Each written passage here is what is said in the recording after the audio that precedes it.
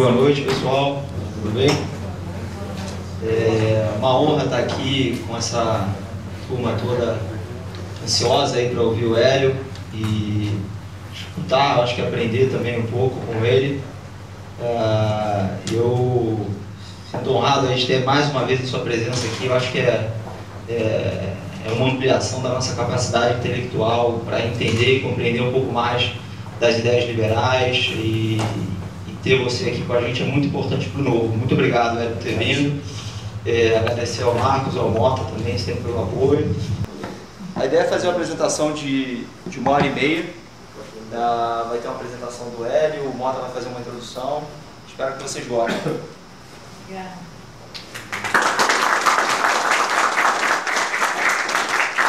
Boa noite, bem-vindos a mais uma reunião do Novo. Hoje a gente tem um convidado especial, que é o Hélio Beltrão, vou introduzir o Hélio.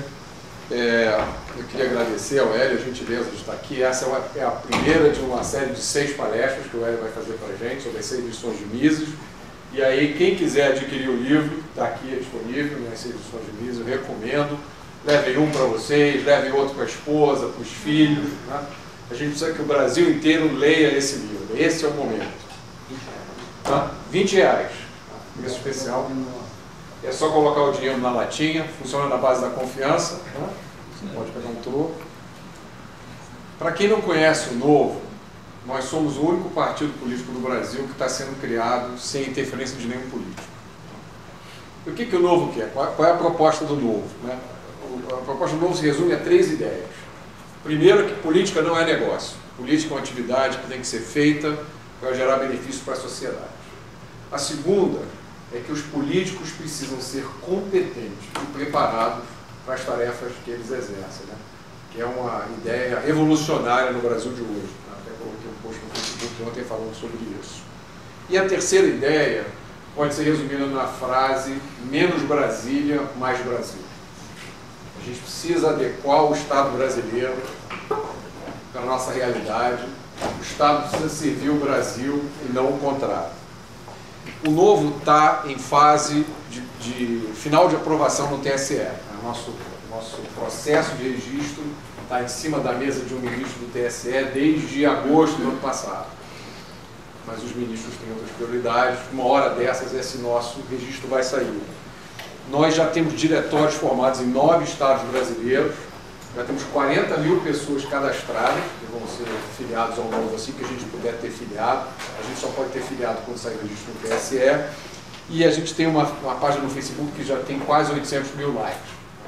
Aqui no Rio de Janeiro a gente tem mais ou menos 200 pessoas que já estão participando ativamente do Novo, participando de diversas formas. A gente tem grupos de trabalho, tem várias atividades acontecendo. E agora o Novo está entrando numa nova fase. Né? A gente, quando sair o registro do TSE, nós vamos passar a funcionar como um partido político. Algumas pessoas que estão aqui já acompanham o Novo há algum tempo. Né? É uma fase um pouco mais complicada, porque a gente começa a tomar contato com a dura realidade. Né? Quando a gente está falando sobre teoria, sobre como as coisas deveriam funcionar no mundo ideal, tudo funciona legal. Na hora que a gente vai para o dia a dia, para conversar com pessoas que vivem essa prática política complicada do Brasil, né? Gente que vive disso há várias gerações, uma cultura aí de 500 anos de coisas erradas, a gente toma um choque de realidade. E é nesse momento que a gente está entrando agora. Então, se vocês acompanharem o que a gente tem no Facebook, o nosso site, vocês vão ver que tem muita coisa nova acontecendo. Né? E nesse momento é importante ter persistência, determinação e foco. Todo mundo que está no Novo já sabe que isso é um projeto de longo prazo, não é para agora, mas com os acontecimentos dos últimos meses, aí já tem gente querendo que a gente esteja em Brasília amanhã. Vocês precisam resolver isso, vocês precisam chegar. Calma, que esses problemas não começaram há 3 meses atrás e não vão ser resolvidos em 3 meses. Né? É um processo que demora e parte da resposta para esse processo está aqui no que a gente vai falar hoje. E aí, antes da gente entrar no assunto principal, eu queria passar um vídeo.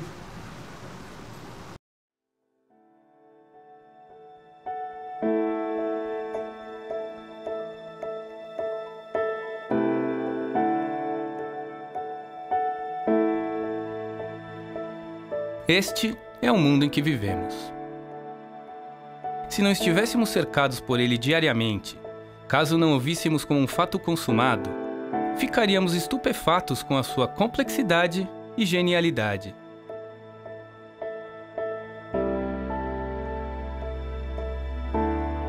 Este é um lápis comum, feito de madeira.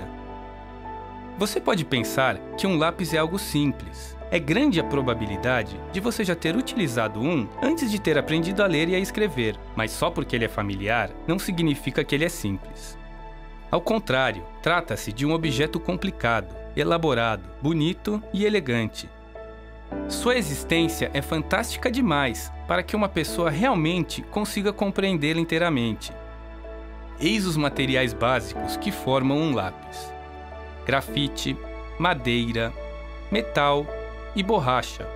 Mas se você tivesse todos estes elementos imediatamente à sua frente, será que você conseguiria fazer um lápis? Não é tão fácil quanto você talvez imagine. Na realidade, absolutamente nenhuma pessoa na face da Terra poderia fazer um lápis sem a ajuda de inúmeras outras. E este é o segredo para se entender o mundo.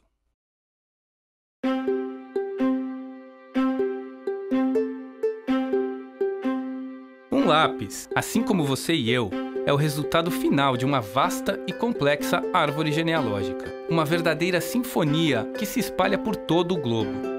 Por meio de seu trabalho e conhecimento, um grande número de pessoas participou da fabricação deste simples lápis.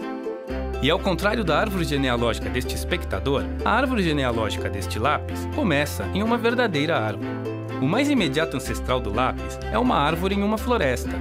Mas os lenhadores que extraem a madeira da árvore também são os ancestrais do lápis. E estes homens não trabalham sozinhos. Eles são auxiliados pelas pessoas e empresas que fabricam as serras, as cordas e várias outras ferramentas que eles utilizam. Todos também são ancestrais do nosso lápis. A garçonete de um restaurante local que serve almoço para os madeireiros também é ancestral do nosso lápis, assim como as milhares de pessoas envolvidas na produção daquela simples refeição do meio-dia. Ao longo do tempo e do espaço, essa rede só faz crescer. Pense nas estradas, nos navios, nos sistemas de comunicação e nas pessoas que os projetaram, os construíram e fazem sua manutenção. Todas elas são necessárias para fazer com que a madeira seja levada para as serrarias e fábricas que processam a madeira. Todas elas são também ancestrais do lápis. E mesmo com o trabalho de todas essas pessoas, tudo o que vimos é uma tábua de madeira descolorada, a metade nua do corpo de um lápis de madeira.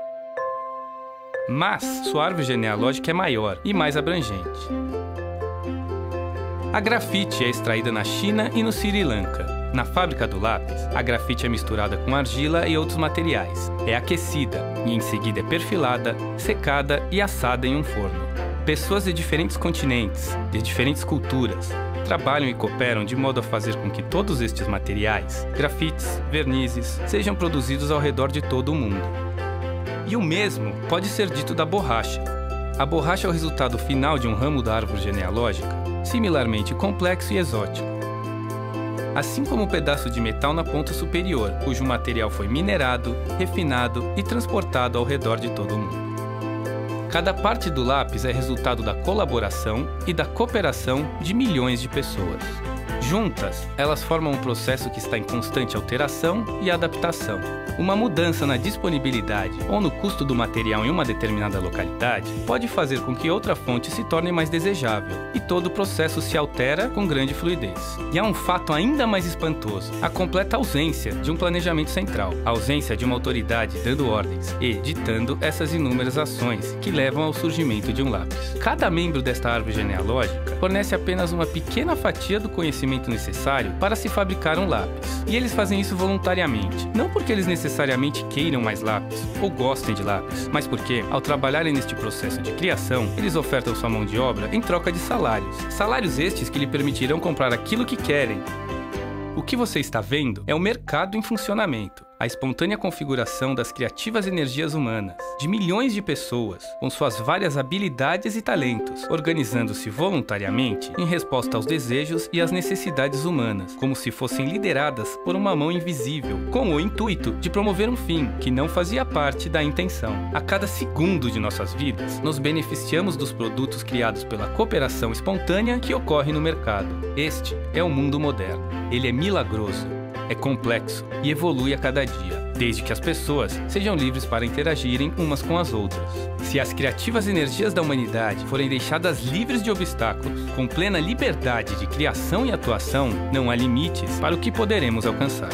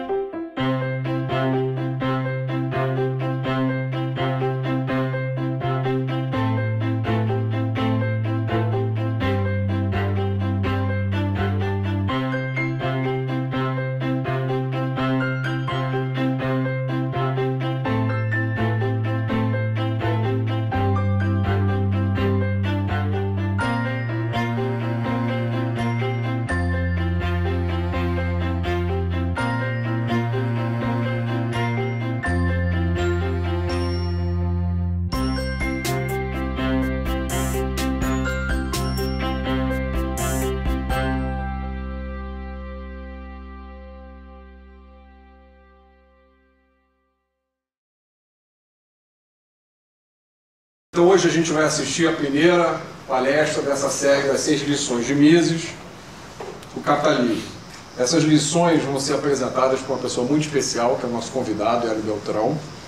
O Hélio tem um MBA pela Columbia University, é presidente do Instituto Mises Brasil e fundador e conselheiro do Instituto Milênio. Foi ex-executivo do Banco Garantia e é membro do Conselho de Administração do Grupo Ultra e da Metal Frio, além de asset manager e consultor financeiro. Mas mais importante do que isso, o Hélio é um dos líderes mais competentes, preparados e inspiradores do Brasil de hoje. Isso é um prazer receber você aqui, Hélio. A plateia é sua.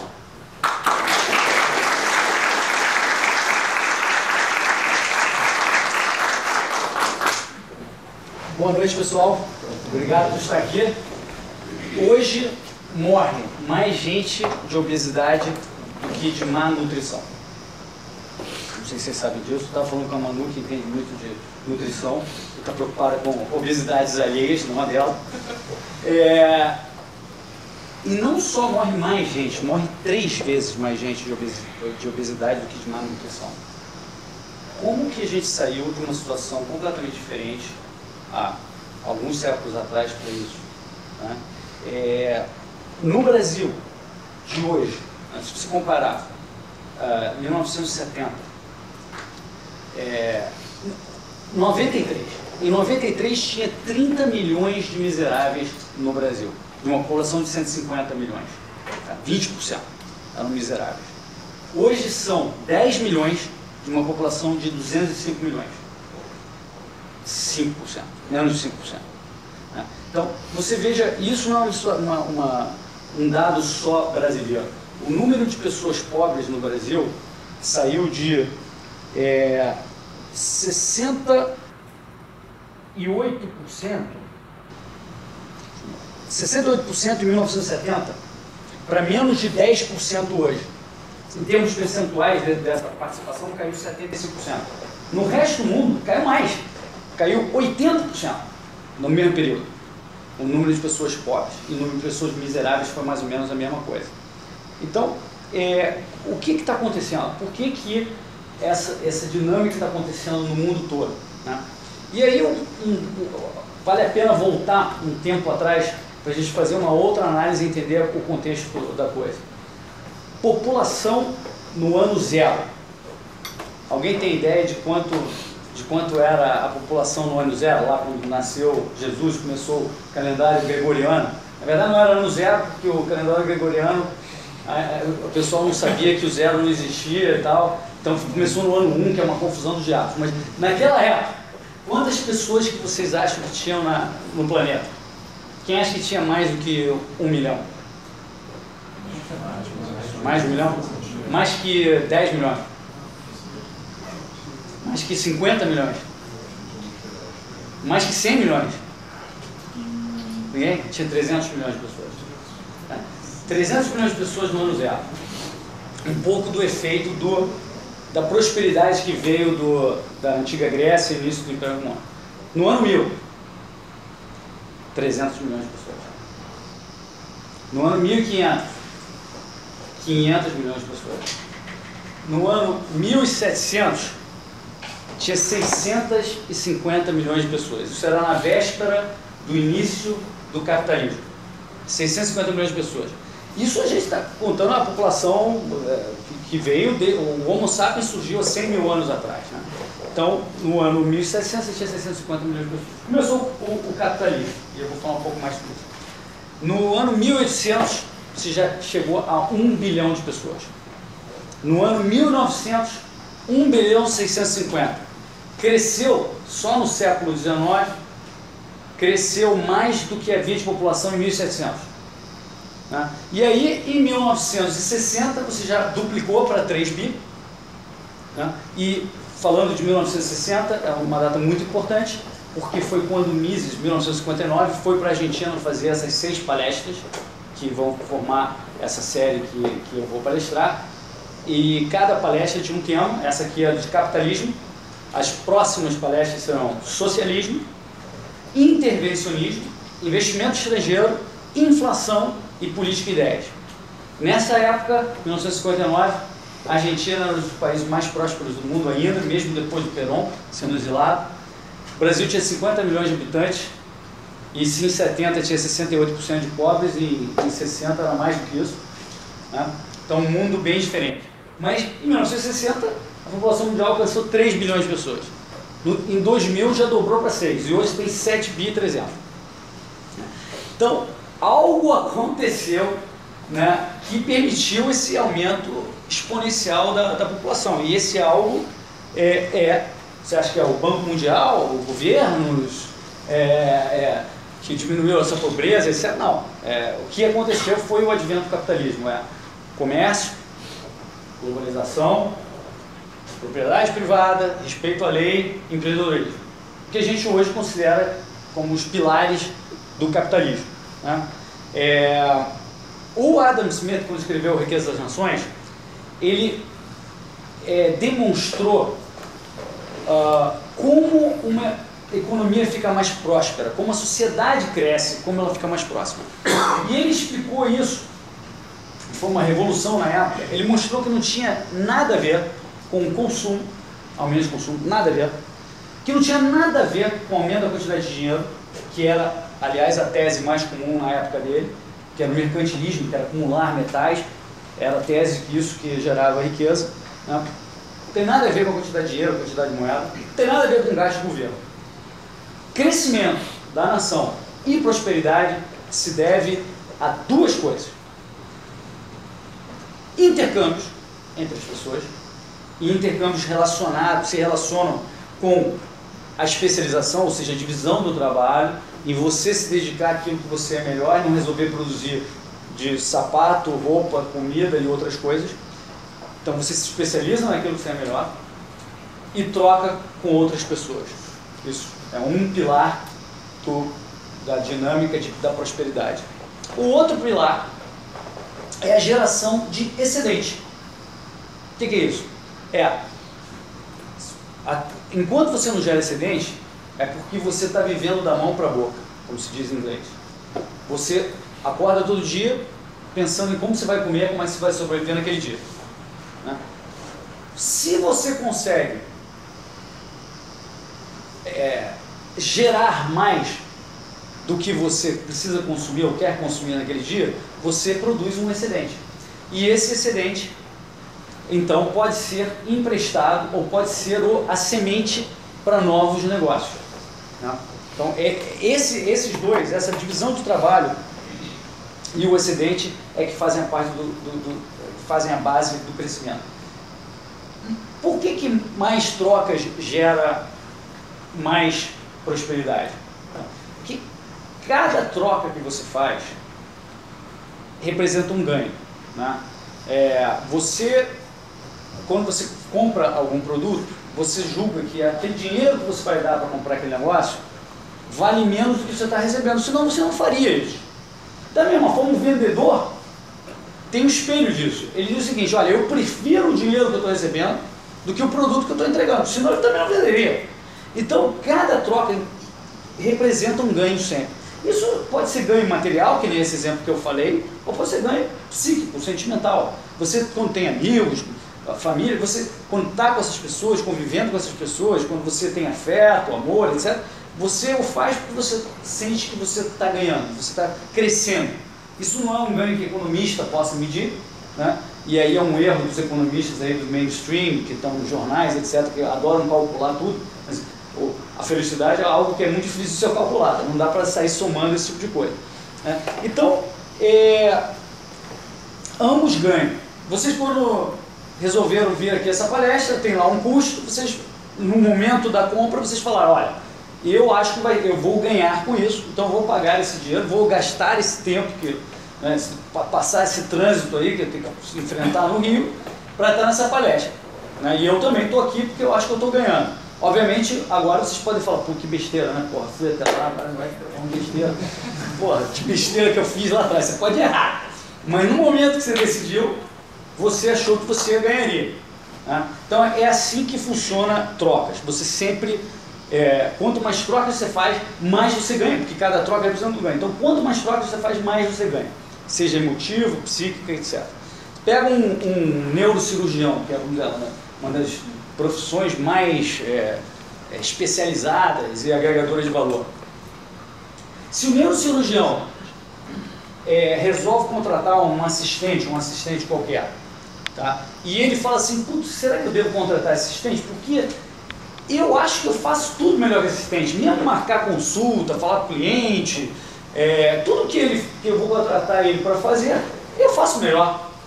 Ele deveria ou não contratar esse cara, mesmo se ele faz tudo melhor que esse assistente? Deveria. Deveria, porque se ele deixa de gastar o tempo com essas coisas, ele pode fazer mais daquilo que ele é bom, que é neurocirurgias. Então, essa coisa da troca de pessoas gera, nesse caso, um emprego, gera a oportunidade do neurocirurgião ganhar mais e gera um emprego para o assistente.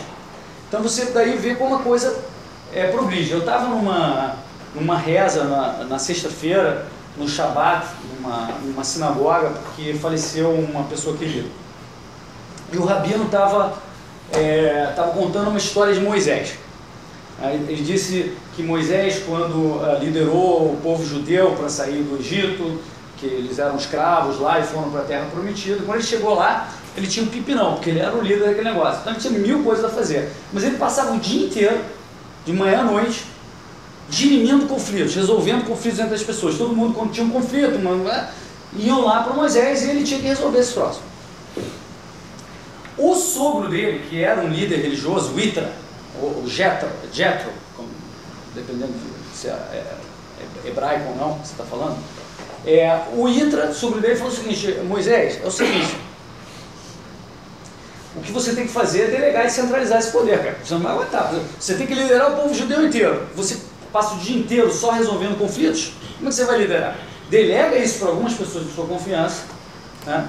Essas pessoas, então, vão resolver os casos mais corriqueiros e você fica só com os casos mais casca grossa, né? Você se especializa aí, você vai ter mais tempo, melhor qualidade de vida e vai poder fazer o que você sabe melhor. Essa é a vantagem da divisão de trabalho que Adam Smith fala, da especialização, né? Bom, o excedente. Então você começou a trocar e você gerou um excedente. Quando você gera esse excedente, você pode, você próprio, começar uma nova iniciativa ou você pode emprestar para outra pessoa. Mas a primeira coisa que a pessoa que tomou este capital emprestado é o quê? Contratar gente e comprar matéria-prima. Então, muito antes desse empreendedor, empresário, ganhar qualquer lucro, ele já está gerando emprego, criando uma tendência de aumento de salários, porque ele está tendo que tomar essa mão de obra de algum lugar que está empregado.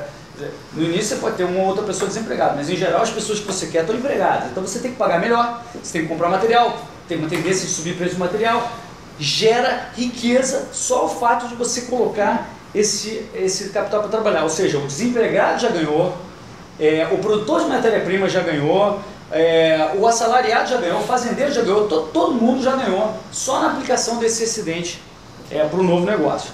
Tá?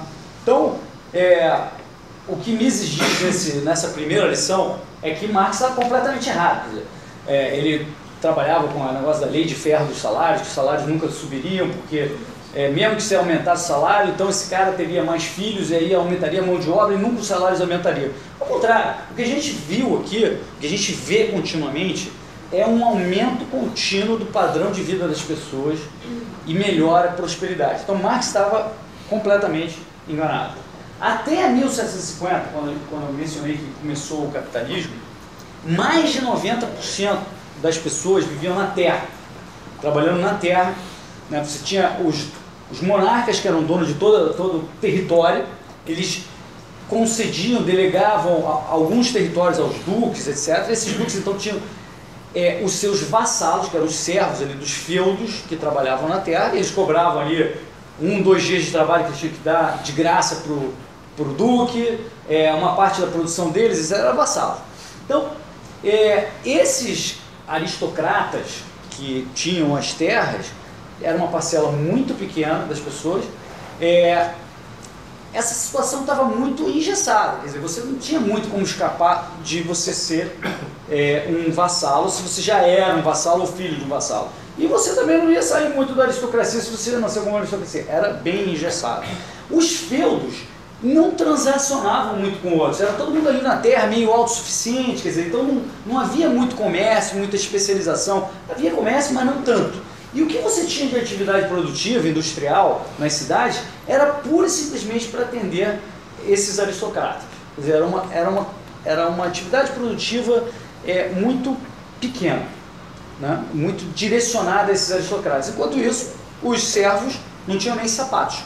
Né? O sonho dele, quando eles viviam, de novo, da mão para a boca. O que eles gostariam de ter é um sapato. Não tinham.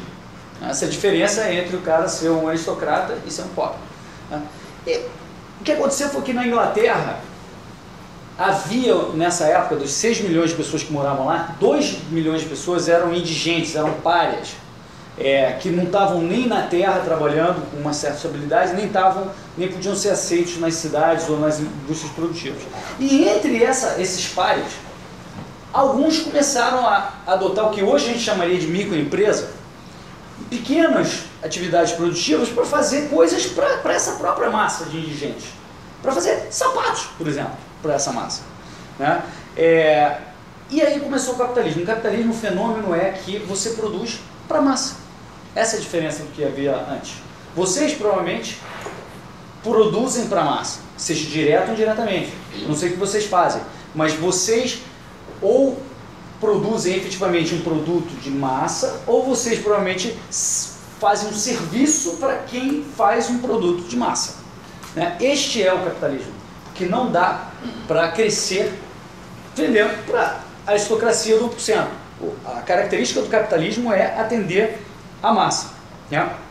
E o capitalismo conseguiu esse fenômeno de crescimento de renda, crescimento do padrão de vida, crescimento da expectativa de vida, longevidade, saúde.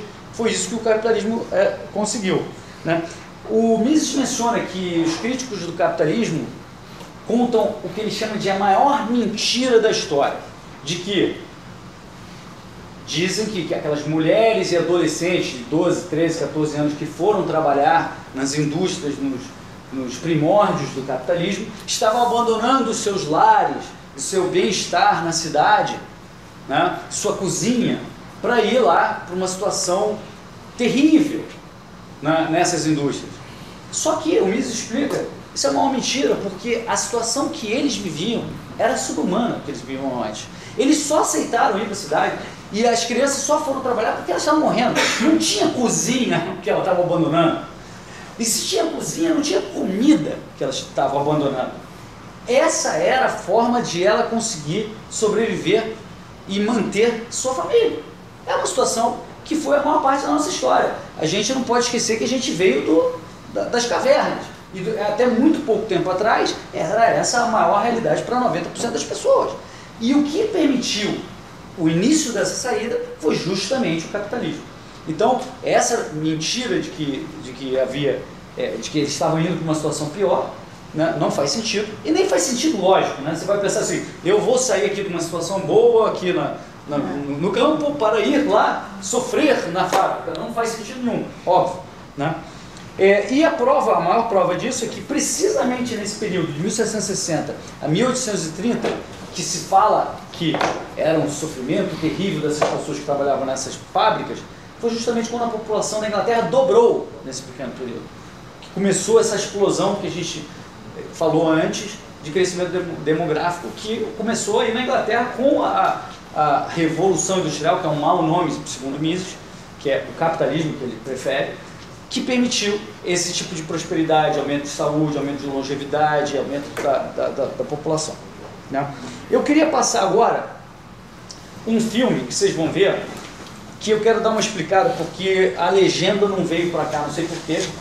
É um filme de um professor sueco chamado Hans Rosling, que vocês podem já ter visto no TED fazendo algumas palestras sensacionais, e ele vai mostrar a evolução da qualidade de vida e da renda do início do capitalismo. Ele vai... Só segura aí. Do início do capitalismo, no caso dele, ele vai usar 1810, que é quando ele tem dados, até agora, né? Então, no eixo vertical, ele vai colocar um indicador de saúde, que é a expectativa de vida ao nascer. E no eixo horizontal, ele vai colocar um indicador de padrão de vida, que é a renda. Ele vai colocar lá um número em dólares, que é a renda per capita anual. Mas eu já te digo aqui, o primeiro número que você vai ver lá é o equivalente a R$100 por mês. O segundo número que você vai ver é equivalente a R$1.000 por mês, 10 vezes mais. E o terceiro número que você vai ver é o equivalente a R$10.000 por mês. Cada bola é um país. O tamanho da bola é o tamanho da população, então você vai ver o tamanho da população aumentando muito, o tamanho da bola aumentando muito, e as cores representam as regiões. Então o marrom é a Europa, o vermelho é a Ásia, o amarelo é Américas, o azul é Oriente Médio e o verde é África. Vamos lá. Desculpa, aqui no horizontal é renda, aqui... no horizontal é renda, aqui é expectativa de vida ao nascer. Que ele bota 25, 50 e 75.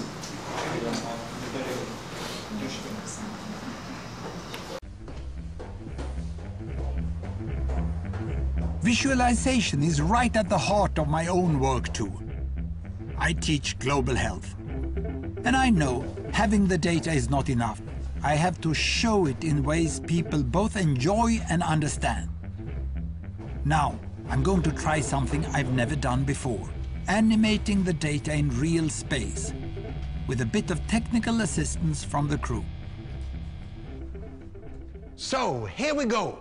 First, an axis for health, life expectancy, from 25 years to 75 years. And down here, an axis for wealth, income per person, $400, $4,000, and $40,000. So down here is poor and sick, and up here is rich and healthy. Now, I'm going to show you the world 200 years ago, in 1810.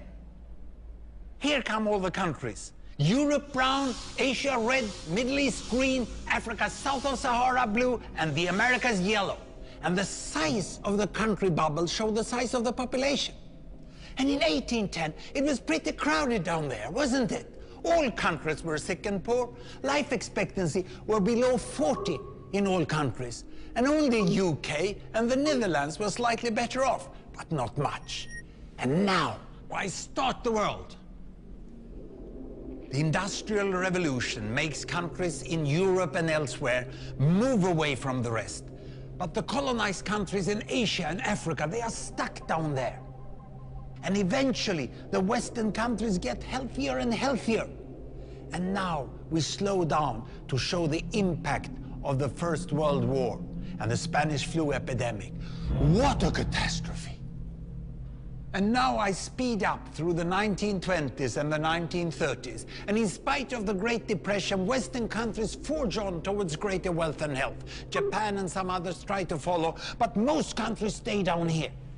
Now, after the tragedies of the Second World War, we stop a bit to look at the world in 1948. 1948 was a great year. The war was over, Sweden topped the medal table at the Winter Olympics, and I was born. But the differences between the countries of the world was wider than ever. United States was in the front, Japan was catching up. Brazil was way behind, Iran was getting a little richer from oil, but still had short lives. And the Asian giants, China, India, Pakistan, Bangladesh and Indonesia, they were still poor and sick down here. But look what is about to happen. Here we go again. In my lifetime, former colonies gained independence, and then finally they started to get healthier and healthier and healthier. And in the 1970s, then countries in Asia and Latin America started to catch up with the Western countries. They became the emerging economies. Some in Africa follows. Some Africans were stuck in civil war and others hit by HIV. And now we can see the world today in the most up-to-date statistics. Most people today live in the middle, but there are huge differences at the same time between the best of countries and the worst of countries. And there are also huge inequalities within countries. These bubbles show country averages, but I can split them. Take China, I can split it into provinces. There goes Shanghai. It has the same wealth and health as Italy today. And there is the poor inland province Guizhou. It is like Pakistan. And if I split it further, the rural parts are like Ghana in Africa. And yet, despite the enormous disparities today, we have seen 200 years of remarkable progress. That huge historical gap between the West and the rest is now closing. We have become an entirely new converging world. And I see a clear trend into the future. With aid, trade, green technology and peace, it's fully possible that everyone can make it to the healthy, wealthy corner. Well, what you just seen in the last few minutes is a story of 200 countries shown over 200 years and beyond. It involved plotting of 120,000 numbers. Pretty neat, huh? Bom, você vê que tem um ponto que é interessante aí, que há uma disparidade inicial entre aqueles que primeiro adotaram o capitalismo. E o método de catch-up, que ele fala, né, de convergência dos outros países para quem saiu primeiro, isso eu vou falar na palestra 4, que é o investimento estrangeiro.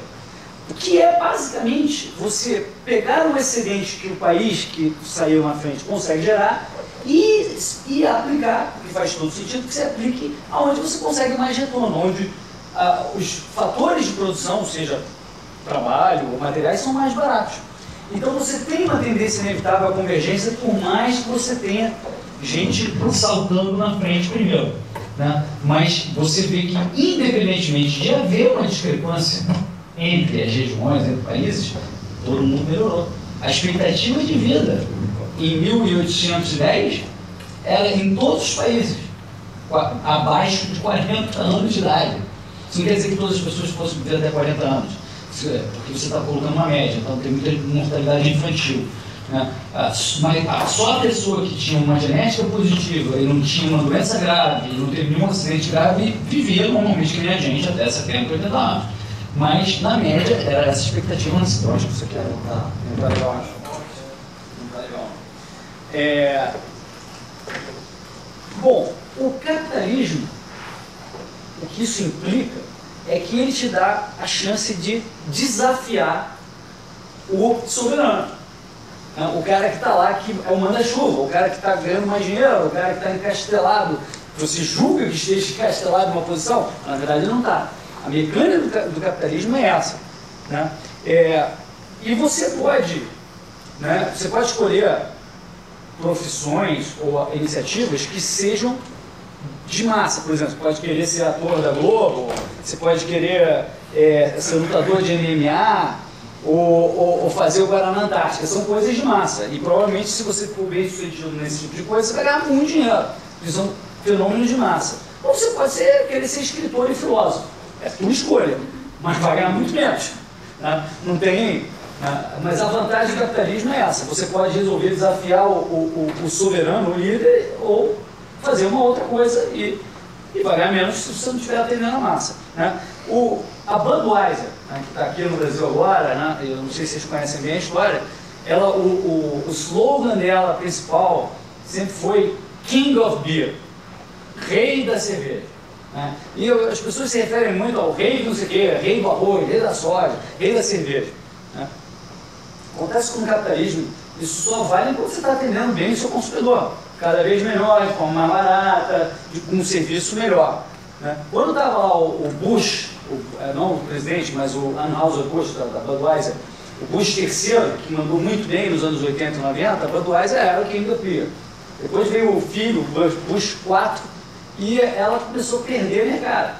E perder também porque eles chamam de craft beer, que é as cervejas feitas em mini breweries, né?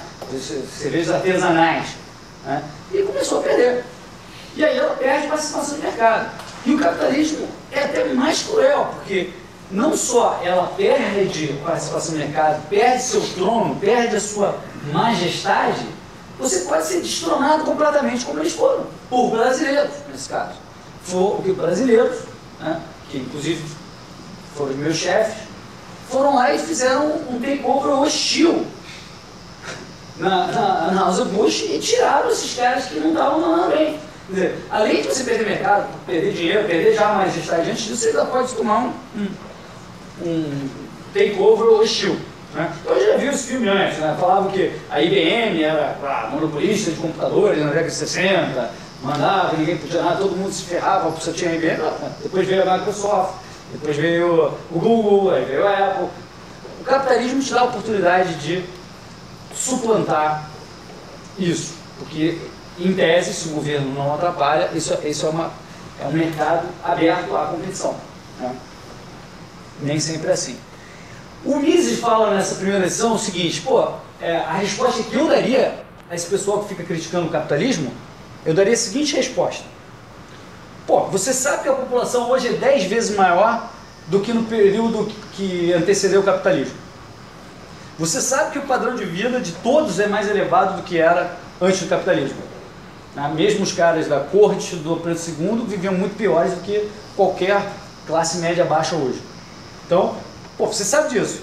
Como você sabe, então, que você estaria entre esse 1 de 10 que sobreviveriam se não tivesse tido capitalismo? Porque esse crescimento populacional só se deveu ao capitalismo. Então, como você sabe que ou seja, a sua própria existência, a sua mera existência é prova do êxito, seja qual o valor que você atribui à sua própria vida. Essa é a resposta que o Mises apresenta. Né? E ele diz também o seguinte, olha, uma crítica que se faz, os poderosos determinam os salários e aí os outros têm que aceitar. Diz o seguinte, a classe que determina os salários é a mesma classe que trabalha nessas fábricas, nessas empresas. Né? Porque todo consumidor precisa antes trabalhar e ganhar dinheiro para comprar o que ele quer comprar. Então, vocês pensam bem em vocês. Você vai trabalhar para o seu lugar, etc., mas quem vai determinar o produto que você vai comprar, que é o que em última instância determina a perpetuidade de uma empresa, são vocês. Então, vocês vão escolher se vocês querem comprar a Stella Artois, né, ou assistir MMA ou não. Quer dizer, então, a classe de pessoas que determina é a própria classe que consome. Ele faz uma diferenciação. Em termos econômicos, você pode dizer que o CEO ou o dono da empresa é o cara que determina, mas, no fundo, quem determina é o cliente. É o cliente que diz se aquela empresa deve continuar existindo e, em última instância, determina o salário, inclusive, do CEO, do presidente. E determina o destino dos acionistas dessa empresa. Né? Não é, o Mises diz, não é o acionista de um estúdio de Hollywood que determina o salário de uma estrela. Quem determina o salário de uma estrela de Hollywood é o cara que vai no cinema. Quem determina o salário do Anderson Silva não é o UFC. né? Não é. É que assina o canal UFC. Esse cara que assina o canal UFC é que determina. Aliás, agora vai mudar, ele deveria ir para o canal UFC, porque agora não tem mais chance, né? Não tem mais emprego se não for assistir e trabalhar para o UFC. Se uma empresa não quer dizer, se os clientes não pagam o suficiente para uma empresa a ponto de ela conseguir pagar seus funcionários, essa empresa inevitavelmente vai ter que fechar. Então quem determina tudo é o cliente. E o cliente é o cara que trabalha nessas empresas, em regra geral. Então, essa que é a ideia do Mises. Agora, eu queria fazer um ponto meu, pessoal, que é o seguinte. Quer dizer, então, que você está falando então que o capitalismo gera mais prosperidade, tem um lado muito pessoal, psíquico, que é muito valioso, que é aumentar a sua longevidade, né, a sua expectativa de vida, e tem um lado um pouco mais material, que é aumentar seu padrão de vida, né? Mas será que é só isso? Será que o capitalismo tem uma porção, vamos dizer, mais materialista, e uma porção de saúde, melhoria de saúde? O meu ponto é que o capitalismo tem muito a ver com felicidade também, né? O capitalismo, em última instância, também promove a felicidade. Tem uma pesquisa, eu estava vendo um pesquisador, um economista que faz pesquisas sobre felicidade, e ele disse o seguinte, que fizeram uma pesquisa com gêmeos idênticos separados ao nascer. E eles chegaram à seguinte conclusão sobre o que compõe a felicidade de uma pessoa. 48%, o número está lá, se deve à genética. E a genética é assim, você conhece aquele cara que está sempre feliz, etc, a gente fica até com raiva, né? Então o cara tem a genética boa para felicidade, né? E tem gente que está sempre triste, né? Mas 48% dos fatores que explicam a felicidade são genéticos. Depois você tem um segundo fator, que também é muito grande, que é de 40%, que são grandes eventos de vida. Grandes eventos de vida sei lá, achar um emprego de sonho, ter uma casa, casar, são os positivos, fazer um MBA, e negativo, sei lá, uma morte, algo assim, do tipo, né? E o terceiro são escolhas, né? Escolhas estão muito mais no seu controle do que os outros dois, né? A questão das grandes metas de vida, o que ele explica é o seguinte: há um problema nesse negócio dos grandes eventos da vida. É que quando você alcança esses eventos que você desejou, a tua felicidade tende a dissipar em 6 meses, né? Eles fizeram um experimento com tetraplégicos e com ganhadores de loteria. E no caso de tetraplégicos, ficou demonstrado que 6 meses depois do evento que os deixou tetraplégicos, eles voltaram a alcançar um nível de felicidade próximo, sem alcançar, mas próximo ao que tinha antes, que é surpreendente para mim.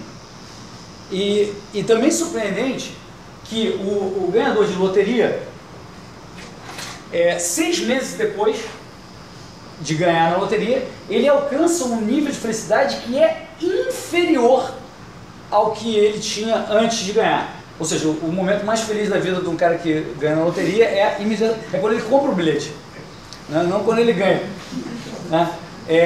E faz até, nesse caso eu acho que faz bastante sentido, porque o cara que ganha na loteria, pensa o que vocês fizeram para ficar no último fim de semana, agora nesse fim de semana. Vocês provavelmente se encontraram com amigos, foram jantar com alguém, foram fazer um esporte com outras pessoas, etc, né?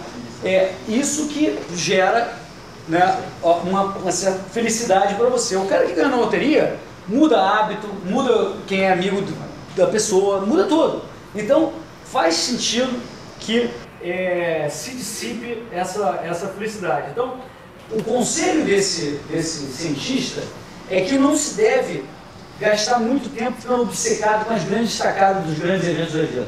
Você deveria focar naqueles 12% que você tem muito mais controle, os 12% remanescentes, né? Porque a gente falou dos 48 genéticos, 40 grandes eventos da vida e os 12 você tem escolha. Na opinião dele, se você adquire bons hábitos, e eu vou explicar quais são os hábitos, esses hábitos vão te ajudar também nos grandes eventos da vida, a trazer esses grandes eventos para serem realizados e também para afastar os males que podem atrapalhar esses eventos serem realizados. Mas você precisa de disciplina nesses hábitos. E quais são esses hábitos? Né? São 4. Uma certa fé, vou explicar o que é isso, família, comunidade e trabalho. E note que não foi falar de dinheiro. O que ele diz da fé? Fé seria trabalhar a tua vida interior. Não é fé X ou Y, mas reflexão sobre significado, pode ser filosófico, pode ser fé religiosa, mas um trabalho interior, né? Um trabalho de vida interior. Família, ter relações sólidas com a família, isso é claramente um fator de felicidade. Aliás, um parêntese, nessa pesquisa mostra que mulheres são, em geral, mais felizes que homens. Então, é um dado que não é equivalente entre homens e mulheres. E que homens, em geral, mulheres, elas não têm nenhum ciclo na felicidade ao longo da vida dela, mas homens, quando chegam a 45, eles têm um momento de baixa. Mas, graças a Deus, eu estou saindo desse momento de baixa, mas a famosa crise dos 40 e poucos, né? Crise de meia-idade, sei lá. Mas isso é uma curiosidade. Bom, comunidade. Comunidade seria ter amigos, ser caridoso, né? Estar se relacionando com pessoas ao seu redor. E trabalho. Mas aqui tem uma questão muito importante para o trabalho, né? Nos Estados Unidos também fizeram uma pesquisa que mostra que 89% dos americanos estão ou satisfeitos ou muito satisfeitos com o seu trabalho, que é um nível muito superior a todos os outros países, inclusive o Brasil. E não tem a ver com dinheiro necessariamente, né? Tem a ver com uma outra coisa. E essa outra coisa é uma conquista merecida. Conquista merecida. Significa aquela conquista ralada, aquela que precisou lutar tremendamente para conseguir. Em que você percebe que você está criando valor para a sua vida e você está criando valor para terceiros. Esse fator de trabalho, que os americanos conseguem ter mais do que outros, e certamente está relacionado com a filosofia capitalista que eles têm, esse é o fundamental. Né? É o tal da dinheiro não compra felicidade. Eles fizeram uma pesquisa que mostraram, olha, se o cara tem o sentimento de conquista merecida, que ele realmente mereceu aquela conquista, ele pode estar numa faixa que é 8 vezes menos de grana do que o outro cara, e ele tem mesma felicidade que o outro cara. Então existe essa questão de você conquistar aquilo, se sentir realizado e ralando para conseguir aquele negócio. Empreendedores, em geral, têm muito mais felicidade que não empreendedores, embora eu considere isso até surreal, porque empreendedor que mais toma na cabeça, principalmente no Brasil. No Brasil é impossível empreender. Mas tem também o empreendedorismo social, né, que esse cara chama, que ele diz o seguinte, olha, pode ser ajudar os pobres, por exemplo, uma caridade, ou pode ser participar de uma atividade para mudar a sua comunidade, mudar o seu país, como é o Novo. Né? Isso gera, na opinião desse cara, muita felicidade, uma âncora de muita felicidade, é você se sentir parte de um agente de mudança da sua comunidade, que é um trabalho de empreendedorismo social que gera essa questão da conquista merecida, se você consegue resultados, né, que pode trazer muita felicidade. Obviamente você tem também coisas como dedicar algum tempo para fazer alguma arte e certamente educar bem seus filhos, fazer filhos bacanas no futuro, né, que eles cresçam bacanas. Né? Bom, então o ponto essa parada toda do capitalismo não é só um negócio de botar as pessoas mais ricas ou de aumentar os bens materiais. Ela tem a ver com o grau de felicidade também. Né? Ela levanta o espírito de felicidade das pessoas, a atividade capitalista. Né? Porque permite que você tenha essa sensação de conquista merecida. Os outros sistemas, que eu vou explicar também nas próximas palestras, elas sabotam essa possibilidade, elas atrapalham essa possibilidade. Ou muitas vezes elas impedem essa possibilidade de você fazer aquilo que você gostaria, ou que você não tem uma licença X ou Y, ou sei lá o que seja arbitrário. Você pode ter licenças, óbvio, para tudo, e deve ter, mas se ela é arbitrária, como normalmente é o que os nossos governos fazem, ela pode sabotar a vida e a felicidade das pessoas, né? Isso é muito importante no capitalismo. Não é um sistema materialista, é um sistema que promove o desenvolvimento da pessoa interna, que promove, que permite a felicidade das pessoas, né? A gente certamente não tem o capitalismo puro, não é esse o ponto, todo mundo sabe que é uma economia mista, com muita intervenção, mas não obstante a gente teve todo esse progresso que a gente está vendo. Ou seja, dado que você sabe que você pode alcançar todo esse progresso, seja físico, de longevidade, de saúde, seja material, seja de felicidade, passa a ser um imperativo a defesa do capitalismo.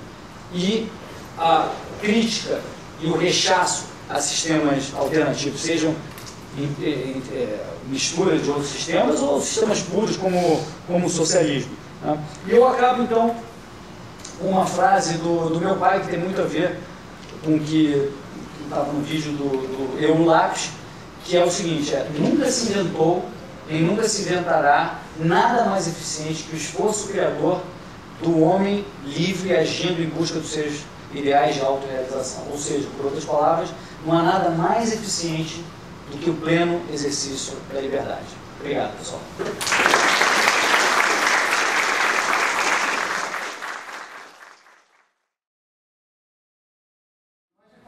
O capitalismo é lucro, né? Sempre que você fala capitalismo, os caras já vão atacando o lucro é demoníaco, o lucro faz mal, fere e qualquer assim, né? E, assim, na verdade, nenhum empresário guarda o dinheiro no colchão, né? Então o lucro, na verdade, está sempre circulando, gerando mais riqueza, né? É correto isso, né? Sim, traduzindo para a linguagem que eu estava usando e para a linguagem do Adam Smith, quando você tem um lucro, significa que você tem um excedente. Esse excedente, ele não fica parado, como você disse. Ele vai ser usado em algum lugar. Se você, antigamente, os aristocratas, mesmo na atividade produtiva, quando ele tinha lá a sua renda, ele provavelmente gastava tudo nos bens de consumo lá que ele queria gastar, naquelas roupas frufru, sapatos estranhos. Mas se por acaso você tem um excedente e você fala, olha, eu estou satisfeito com o meu nível de consumo, prefiro que isso vire mais bens lá para frente, não hoje. Prefiro não gastar hoje para ter a possibilidade de ter mais retorno lá para frente. É isso que você faz com o lucro. Você pega esse lucro, você pode aplicar no seu próprio negócio e aumentar. Mas você também pode emprestar para outro, ou aplicar em outra iniciativa, que por sua vez vai entrar naquela dinâmica que eu falei. Ou seja, quem luta contra o lucro está sabotando o processo que permite que essa dinâmica funcione. Né? Na pré-capitalista, o excedente é empresonado, hoje não é mais, não faz sentido. Eu acho até que na época pré-capitalista o excedente era gasto. Né? Porque como você tinha muito... Aí deixa de ser. Ok. Mas na verdade ele quase não... Não tinha como aplicar ele. Eles acreditavam na época do mercantilismo que era só entesourar o ouro, etc. Mas a maioria era vaporizado, porque eram os aristocratas, ele pegava aquilo, não tinha grande oportunidade também, ele gastava mesmo. Usava como consumo, bens de consumo direto, presentes, né? Bens que você usa agora. Ele não estava trabalhando na questão do futuro, de repente aplicar para daqui a um ano e receber mais. Não existia muito essa coisa, até porque não existia muito excedente. Hein? Sempre existiu, tudo isso que a gente está falando existiu. A mudança do capitalismo é que quando a intensidade de intercâmbios aumentou, isso permitiu a especialização e uma coisa se alimentou na outra. Então, o número de intercâmbio, porque também, eu não mencionei um fato importante que foi a urbanização. Quando você começou a ver a urbanização, as pessoas passaram a morar pertinho da outra. Quando você estava lá no feudo, como você vai, de 10 em 10 dias, vai trocar com alguém? Não, você tem que arrumar um jeito aqui de cozer a tua roupa com algum algodão, plantar tudo que você precisa comer. O nível de intercâmbios era muito reduzido. Embora tudo isso que a gente esteja falando existe desde sempre, né? Sem dúvida. Mas quando você passou a ter gente comercializando mais, você permitiu a especialização, você aumentou ainda mais a quantidade de comércio, você permitiu a criação dos excedentes em um nível muito mais alto. E aí, isso retroalimentou e gerou aquele gráfico que o Hans falou. Assim, muita confusão hoje em dia de algumas pessoas em que misturar, acho que desconhecimento histórico, ou seja, essa frase de crise do capitalismo que a gente ouve mencionada, que está escrito na crise, né? E olha-se muito para o aspecto do mercado financeiro, que é um fenômeno naturalmente novo, e talvez em 60 o ministro não tivesse que lidar com ele necessariamente na mesma intensidade que a gente fala hoje, a velocidade que entra em crise no mercado, então, o que ele só menciona realmente no texto, a crise de 30, praticamente. Você acha que as coisas de padrão ouro e tudo vieram quebrar completamente a lógica de monetização dentro de capitalismo? O que é complicado falar de excedente quando você cria valor de uma hora para outra, uma menção do político, sei lá, TV, é especulativo. Então, como isso se casa? Isso é uma questão que eu... A primeira coisa a entender é que o excedente não tem a ver com a moeda nem com o dinheiro. Porque se você pensar, é assim, se você fabrica sapatos e você fala assim, olha, eu preciso do equivalente em dinheiro ou em outros produtos a 8 sapatos para viver cada dia. Então, se eu fizer 10 sapatos, eu tenho 2 sobrando, e esses 2 sapatos eu posso fisicamente, se fosse a maluquice, poderia, só para entender, você poderia pegar um sapato e falar, quem aí está fazendo uma nova atividade e precisa de sapato? Você poderia emprestar fisicamente aquele sapato e falar, tu me devolve então 2 daqui a um ano, você que pegou um, você também me devolve. Quer dizer, você não precisa para essa mecânica do Adam Smith funcionar do dinheiro em si. Aqui o dinheiro é uma forma que facilita a troca, é um meio de troca para outros produtos, mas existe sempre um lastro no capital físico. Isso é uma coisa que as pessoas, os keynesianos, não entendem. Para você começar um business novo hoje, você não pode fazer esse business novo inventando dinheiro, porque você precisa do aço, você precisa da energia, você precisa da água, e hoje em dia a gente tem melhor energia e água, né? Você precisa dessas coisas, não adianta criar dinheiro, porque você não vai criar energia e água do dia para a noite, hoje, né? Então, essa mágica de Mandrake, de criar moedas e bilhetes, não gera mais prosperidade, porque no fundo, você só está gerando inflação, que eu vou falar na quarta palestra, na quinta, eu vou trocar a hora, mas você só gera inflação competindo por esses bens que já existem hoje, esses aços, essas energias, essas águas que você precisa para fazer um novo negócio. Então, a vantagem que o ouro tinha, especialmente no século XIX, é que ele virou tipo assim, o sistema métrico para todo mundo. Então, você não precisava se preocupar se o cara estava imprimindo ou não, trocar um dinheiro para o outro. O mundo inteiro usava o ouro. Putz, isso é uma tranquilidade danada, que nem tem um padrão só para uma coisa, né? Tem não, esse é um mau exemplo, essa tomada horrível. Não, sei lá, 110 volts. Né? Imagina se cada país, cada lugar, se você fosse, tivesse todo lugar muito diferente. Né? O ouro tinha essa grande vantagem. Você não precisava se preocupar, que você sabia que os caras não podiam abusar muito daquele negócio. Tinha umas formas de abusar, mas muito menos que hoje. E isso gerava muito mais comércio, o mundo era muito mais globalizado e com menos tecnologia, mas era muito mais integrado, né? Nem tinha passaporte no século XIX, na maioria dos países, quer dizer, era comércio livre para valer, com aquela tecnologia do barquinho lá, não é? Era comércio livre para valer.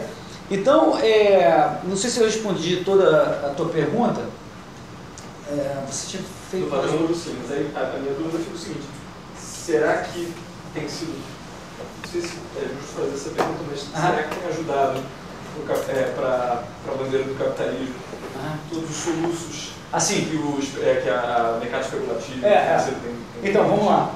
Aí é uma coisa que quem acompanha o Instituto Mises, a Escola Austríaca, conhece bem, que é a nossa crítica tremenda a esse sistema estatizado, na minha opinião, estatizado, financeiro.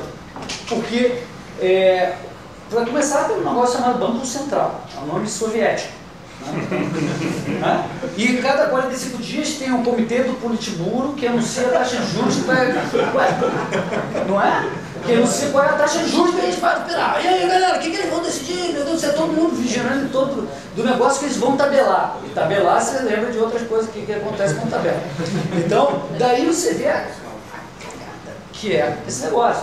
É totalmente centralizado, são os nossos senhores lá em Brasília que decidem as taxas de juros, o crédito da economia, é tudo centralizado. Você para abrir uma conta, já viu o que você tem que preencher para abrir uma conta? É uma coisa de louco isso. Não é o banco que está pedindo isso, é o Banco Central, ele quer saber tudo o tempo inteiro.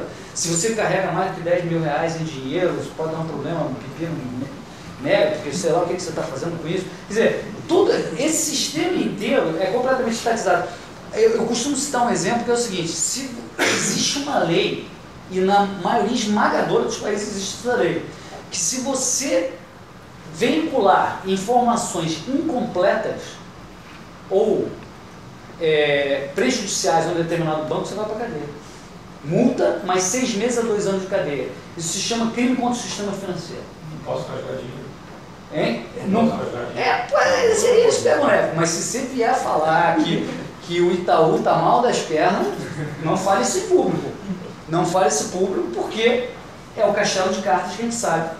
Né? Que, né, quem acompanha a escola district sabe que todo dia todo banco acorda e dorme quebrado porque ele não tem o dinheiro no caixa para atender todo mundo que tem conta corrente lá. Vocês sabem disso. Esperto. Né?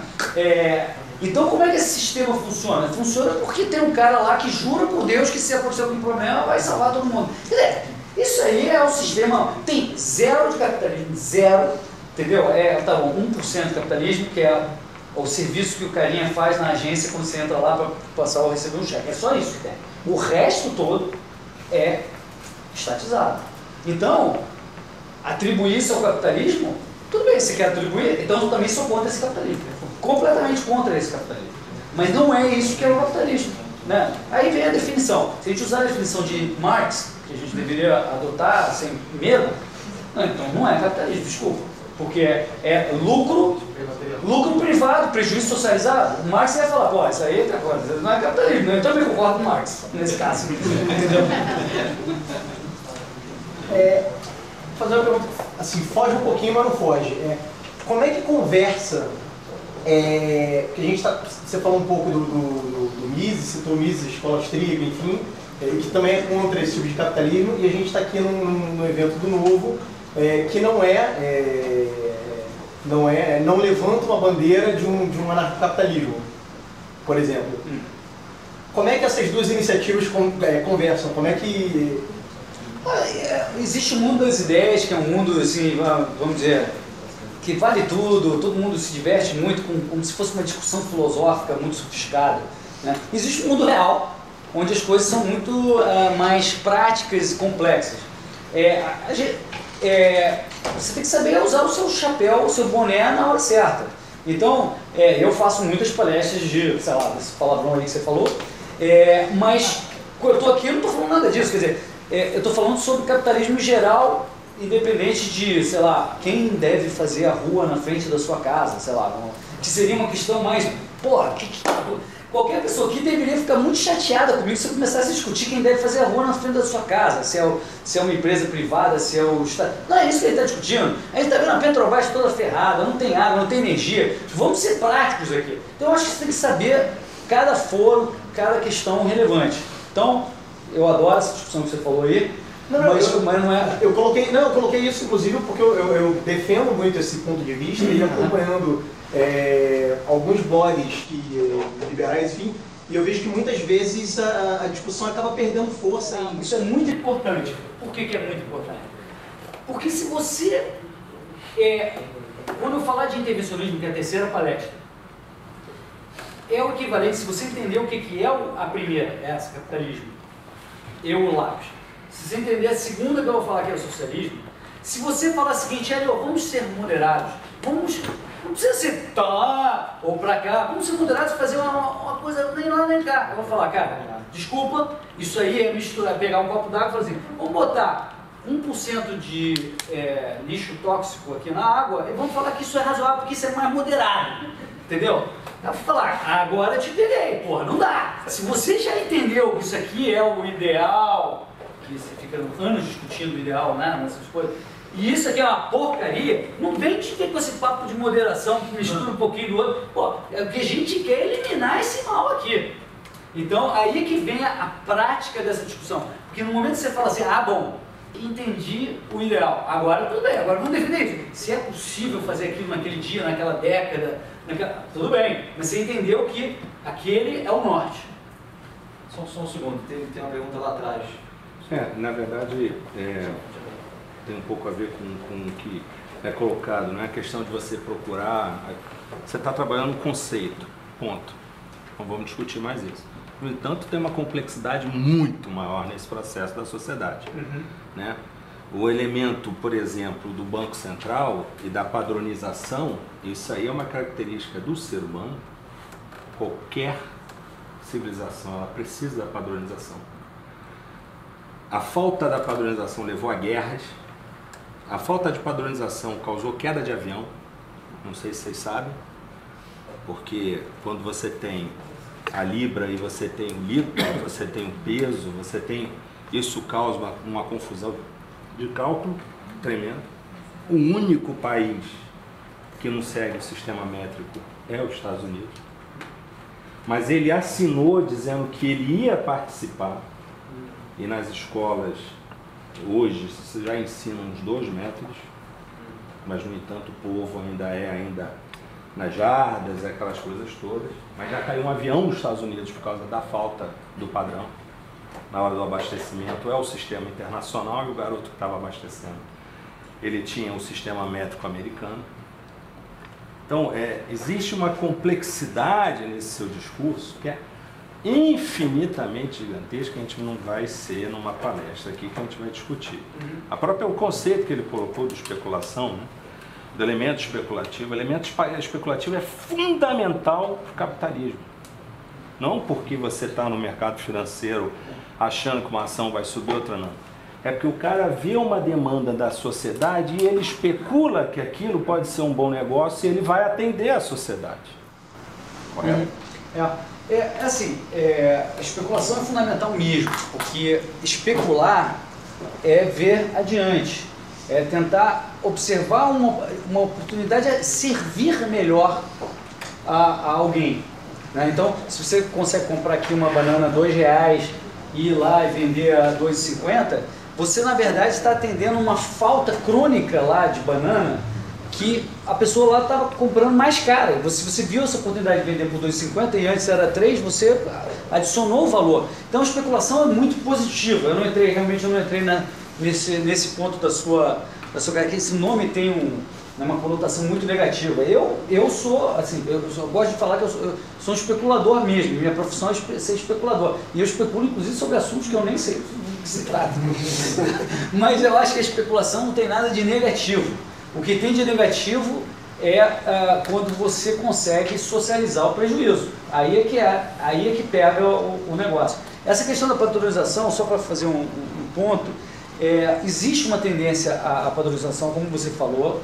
Quando ela resolve ser de cima para baixo, aí o negócio complica, como é a nossa tomada. Mas se você deixa o mercado operar, ele tende aí ao ponto ótimo da uniformização, mas não necessariamente chegando a um padrão. Você pode ter mais de um padrão. Eu mencionei o calendário gregoriano. Isso foi lá, o Papa Gregório, no século XVI, que falou, caramba, a gente está 10 dias atrasados em relação à primavera, quando o calendário juliano foi feito lá no primeiro século. Pô, tá dando problemaço, porque o solstício de inverno não está chegando na data certa, convocou os especialistas e aí determinou, olha, vamos fazer um novo negócio aqui, que tem um ano bissexto, que corrige essa diferença, e desapareceram com 10 dias. Né? Saiu do dia, sei lá, 15 de outubro, dia 25 de outubro, para corrigir o erro do passado. E aí, hoje ninguém vai discutir isso, mas sei lá, Turquia, China só aceitaram o calendário gregoriano agora no século XX. E imagino que tenha causado confusão dos diabos também. Não sei quantos navios chineses devem ter causado problema. Mas também tem uma história muito interessante, dá mais 10 segundinhos, que foi aquela... uns caras que fundaram uma empresa chamada LTCM, que quebrou de Nobel, e esse mesmo Nobel que estava nessa empresa achou que tinha achado uma grande arbitragem para especular no mercado de maize, que é o milho, na Europa, e o corn nos Estados Unidos. Ele fez os cálculos dele, chegou à conclusão de que ele podia comprar o maize nos Estados Unidos, na Europa, transportar, calculou o custo de transporte e vender nos mercados americanos, que ele ia ganhar um dinheiro.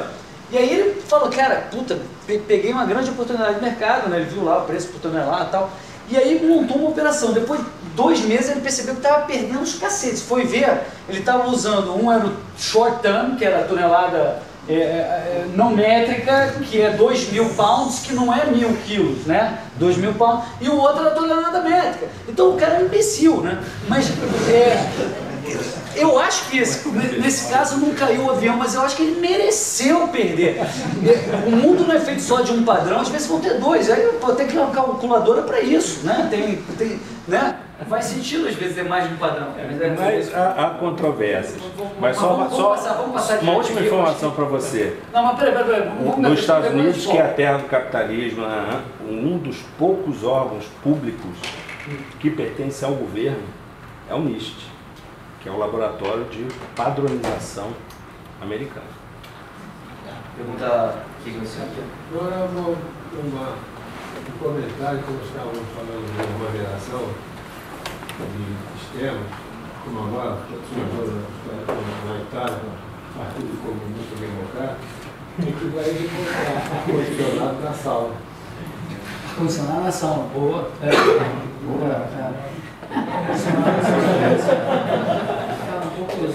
Não tinha alguma parada também de que você tem a temperatura média está boa, teus pés estão no balde de gelo e tua cabeça está na fornalha?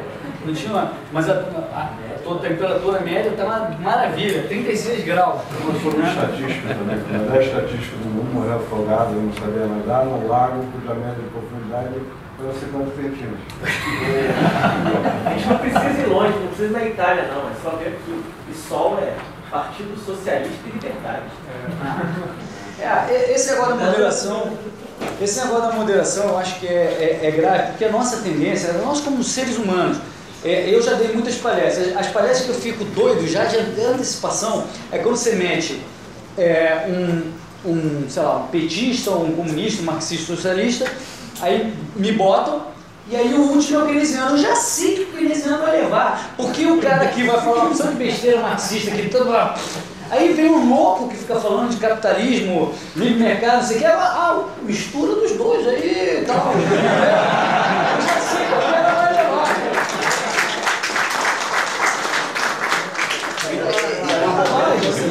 Ali atrás, e depois o senhor tem uma terceira pergunta do seu quadro. Vai lá. Então, na sua palestra você está discutindo o conceito geral, está apresentando o capitalismo e falando sobre a livre iniciativa, como isso cada vez mais em voga pode levar ao crescimento e à expansão da riqueza da sociedade. E isso bate diretamente com o papel do Estado, né? Qual é o limite do Estado, porque é impossível imaginar uma sociedade sem Estado, pelo menos impossível. E aí, até onde o Estado pode intervir na livre iniciativa dos indivíduos. São 2 serviços que eu me deixo em dúvida quanto a essa livre iniciativa. Seriam os transportes e a moradia. Por quê?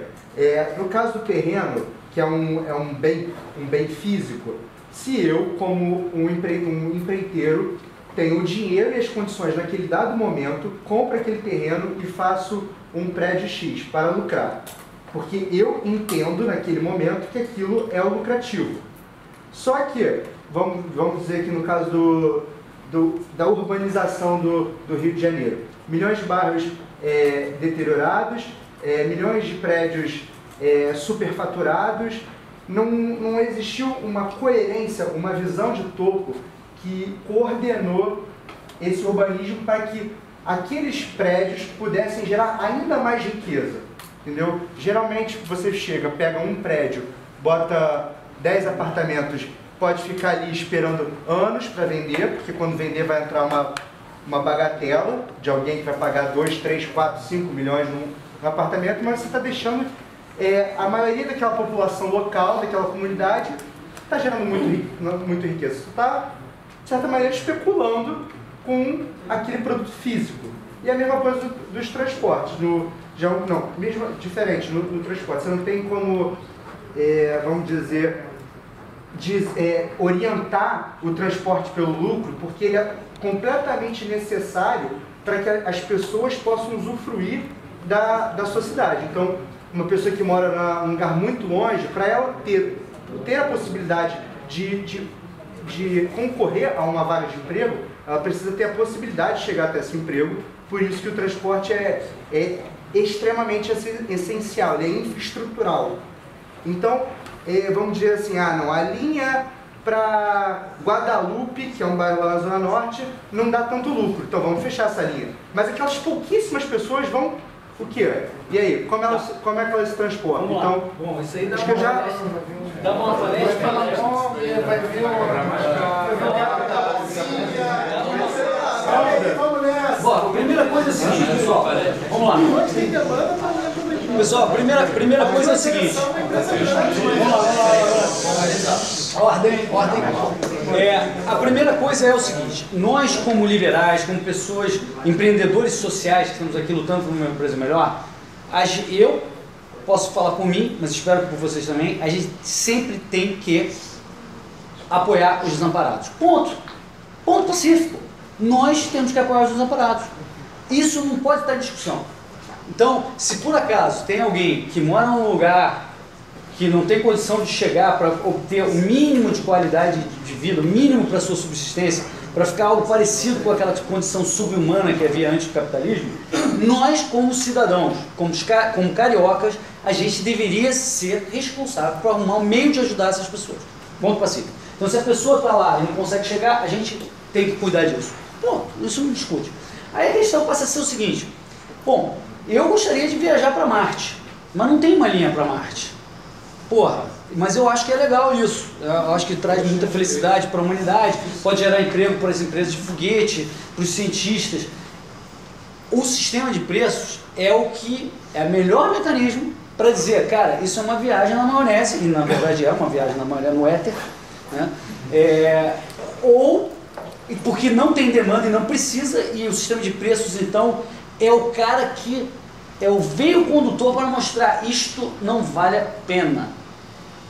Né? Se você começa a chegar a conclusões da sua cabeça, você entra no que o Hayek dizia, o seguinte, é a arrogância fatal. Ele fala o seguinte, não, eu sei o que é bom. Eu acho que é bom, tem que ter essa linha aqui porque eu acho legal. Entendeu? Eu acho legal. Pô, mas é a opinião pessoal tua, como é que se sai dessa? Permite que as pessoas possam operar livremente todas as possíveis linhas e elas chegam à conclusão de quais as linhas que efetivamente indicam, pelo preço, de que haja uma procura que faça sentido. Se não houver procura, aquela pessoa deveria ou buscar uma outra solução, ou nós teríamos que ajudar aquela pessoa se ela efetivamente não pode sair dali. Então isso é um assunto, isso vale para todos os outros problemas. Agora, isso... quando você fala assim, outro ponto sobre terrenos e prédios, que é um pouco mais complexo, mas a primeira coisa que eu diria é o seguinte, não existe nada mais importante do que a alimentação. E mesmo os petistas aí não falam que tem que estatizar fazenda, supermercado, atacadista, restaurante. Não dá ideia! Vamos dar ideia para eles. Pô, por que não estatizar? Vamos lá, galera. Não é importante comida, é mais importante do que até aquilo lá, que é morada, cara. Sem comida, a gente falou aqui o tempo inteiro disso, né? Sem comida, esquece, cara. Sem nutrição, danou-se. Então, cara, o governo deveria fazer isso. Deveria ou não? Por que a gente não... a gente acha absurdo porque a gente está acostumado a ver isso privado. Tá certo? Agora, a gente está acostumado a ver, sei lá, uma outra coisa, sei lá, rua pública, então a gente fala, vai dar problema se não tirar. Mas coisas mais importantes são, como comida, são fornecidas basicamente pela iniciativa privada como um todo. Indo para a questão da residência, eu acho que cai de novo naquela questão, tipo, você falou assim, na minha posição de pensador do que maximiza a riqueza, eu acho que aquele prédio está errado. Mas, cara, eu prefiro a opinião do empreendedor que botou na reta do que você aqui sentado no ar-condicionado. Entendeu?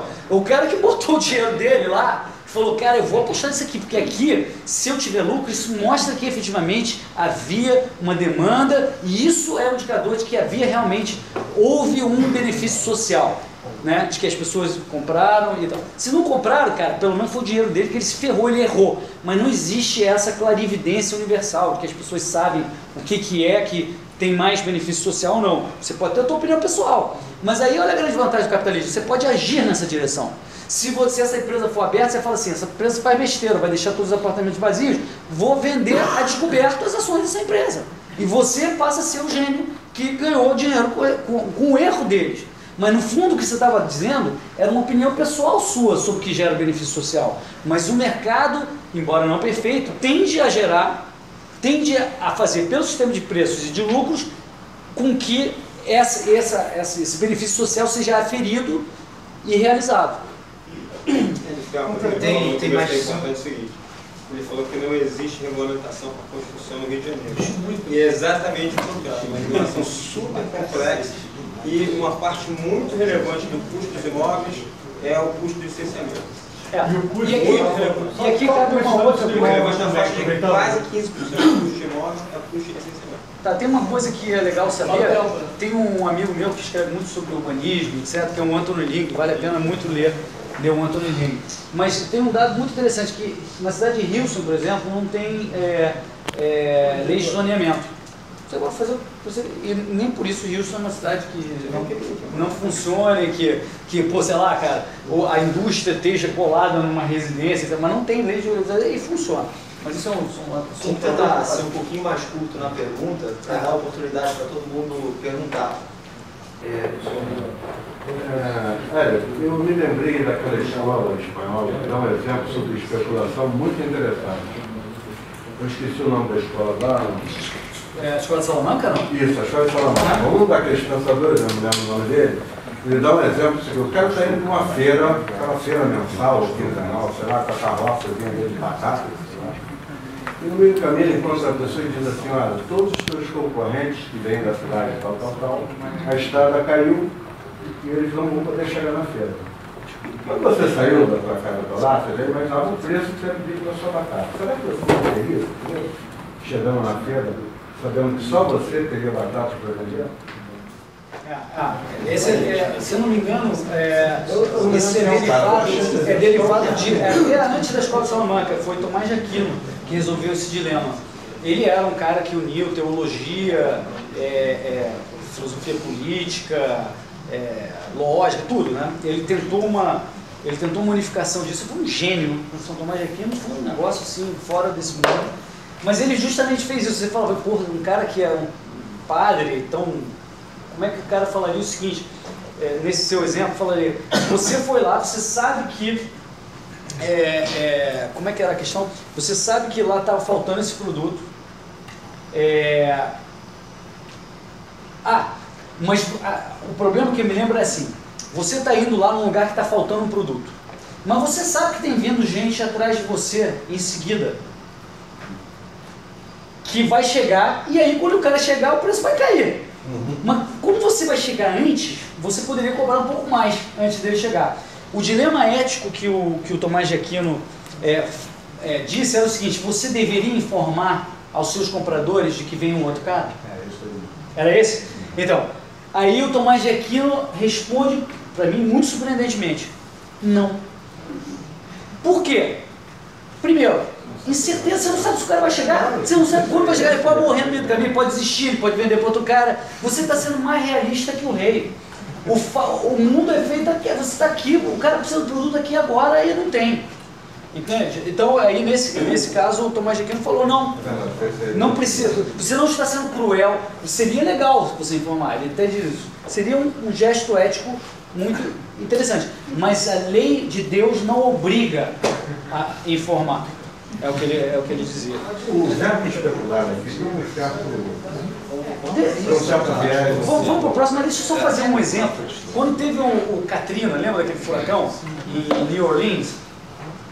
Teve um especulador espertinho que viu que o pessoal, teve vários, né, mas citando esse caso específico, que viu que o pessoal estava sem gelo lá. Então o cara veio de outro estado, alugou um caminhão de gelo, né? abarrotou de gelo e foi lá para o centro de New Orleans, sentou lá como se fosse um carrinho de hot dog e vendendo um saco de gelo para a galera, porque não tinha gelo. Aí tava toda aquela galera na fila, né? E o gelo, por suposição, se era antes $2 o saco, ele estava vendendo por 5, 6, 7 dólares o saco, não sei. E aí, de repente, chega, no meio daquele caos de crise em New Orleans, chega a polícia para prender o cara por, como fala? Price gouging. Abuso de poder econômico. É o price gouging, né? E aí, mas o mais surpreendente que a gente vai ver, que tem a ver com um outro livro do Mises que se chama Mentalidade Anticapitalista, é que a reação daquelas pessoas que estavam na fila para comprar o gelo, sabe qual foi? Palmas para a polícia. E ficou sem gelo. Cara, é genial, cara. A polícia prendeu o cara, mas não pegou o gelo. Então, poderia, óbvio. A diferença é que se fosse aqui, funcionaria melhor.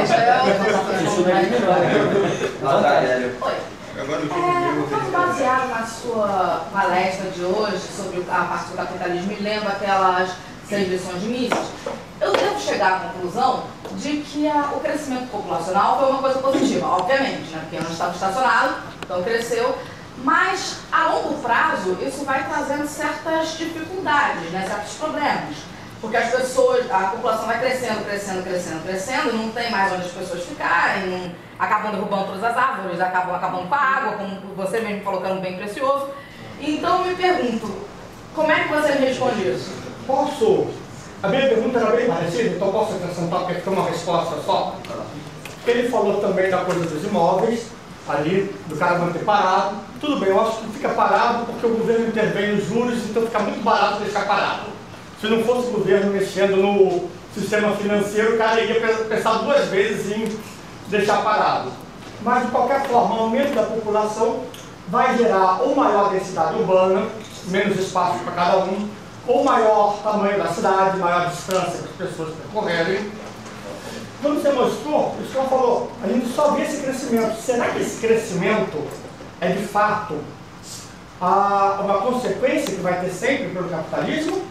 Ou o próprio capitalismo poderia não provocar isso? Porque uma coisa é falar que cresceu, é prova que estava bom. A outra coisa é falar, está bom, é prova que vai crescer? Então, o próprio Mises responde isso. Eu omiti aqui da minha palestra por motivo de tempo, mas ele diz o seguinte, que o ser humano, quando obtém mais, isso se analisa em biologia também, crescimento populacional de espécies, quando você tem mais acesso a alimentos e para aquelas espécies, ele menciona isso no primeiro capítulo. E ele diz que o ser humano é diferente dos outros animais, que quando você tem mais acesso a alimentos, não quer dizer, por exemplo, que você vai ter mais filhos, vai aumentar a população, você aumenta o seu padrão de vida, né? Que é o que está acontecendo já. Quer dizer, quando você chega num determinado ponto de padrão, você quer ter menos filhos e aumentar seu padrão. E por isso a população vai estabilizar em 10 bilhões em 2100, na estimativa mais corrente. Já começou a diminuir muito e vai estabilizar, a partir daí é cadente, né? O Japão já é cadente, vai diminuir metade até daqui a 40 anos, vai diminuir até metade, é um problema demográfico. Imagina a aposentadoria, o sistema de aposentadoria deles, a questão, o que vai acontecer. Muitos países já, os mais desenvolvidos, já começaram a perder a população. Não quer dizer que a população crescesse, seja uma coisa boa, mas foi um efeito inicial do capitalismo. Uma vez que você alcança, as pessoas que estão aqui nessa sala não tem, como era antigamente, 80 nascimentos a cada 1000 habitantes. Hoje a taxa é mais ou menos de 18, 17 nascimentos a cada 1000 habitantes. O número de filhos por mulher não é mais os 5, muito menos. Quer dizer, você tendo mais afluência, você passa a melhorar seu padrão de vida e não fazer filhos o tempo inteiro.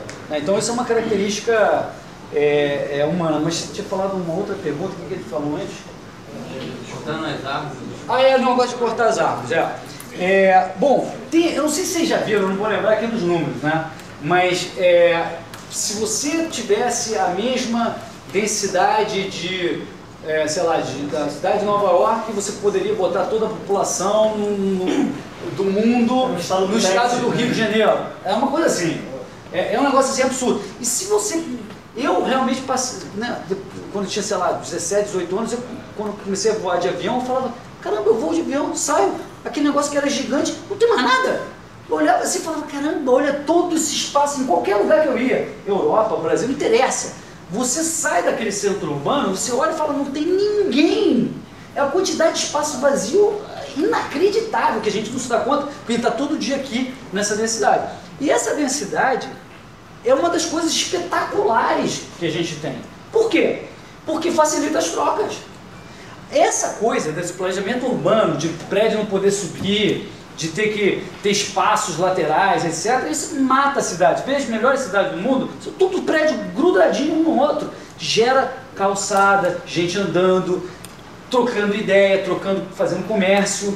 Essa coisa de você ter uma ideia genial do planejamento central, de que a densidade é ruim, planejamento, de novo, a arrogância fatal de você achar o que é melhor e não deixar o mercado operar. Então, as cidades mais prósperas, e aqui eu recomendo a uma autora que se chama Jane Jacobs, que faleceu alguns anos atrás, que é uma canadense.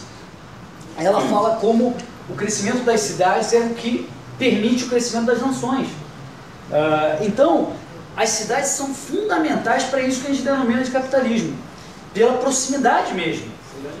E essa é uma questão muito específica. Eu não sou especialista, eu recomendo o Anthony Ling, mas é uma questão muito específica que é muito fácil para a gente cair no erro do desenho que a gente acha legal, né? Tipo, não, eu acho que essa densidade é ruim, é exagerada ou não. E não é bem assim a coisa. Sobre os recursos naturais, né, pode reparar que os recursos naturais que faltam são sempre aqueles que são estatizados ou controlados totalmente pelo governo. Né? Sei lá, você acha que vai acabar a Brahma? Não. E a Brahma precisa de muita água, né? A Brahma precisa de muita energia para fazer o alumínio e muita água. Eu duvido que você deixe de ter a tua Brahminha. Duvido. Entendeu? O que acaba é aquele negócio que está na mão do governão lá.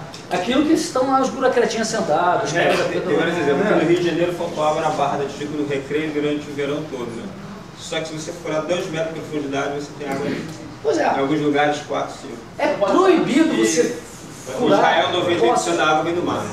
É proibido você furar poços, você não pode fazer a sua própria demanda. Quer dizer, um show de horror de intervenções e má gestão de governo. Na minha opinião, se você cria um incentivo certo, e se você permite que o sistema de preços funcione, se realmente a água é algo valioso, e se deixar operar, o que mais vai ter é a água, entendeu? O que mais vai ter energia. Aqui o governo está sempre ali, tabelando, impondo regras.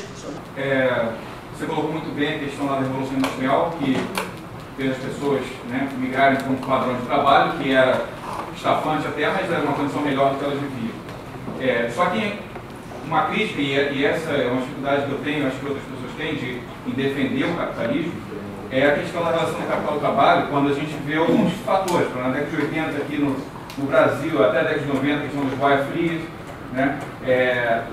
Na China agora, a gente viu recentemente a questão da Apple e outras empresas que contratam trabalhadores a fábricas lá, né? Que são em condições subhumanas, né? A gente viu alguns vídeos recentes na internet que realmente chocaram, né?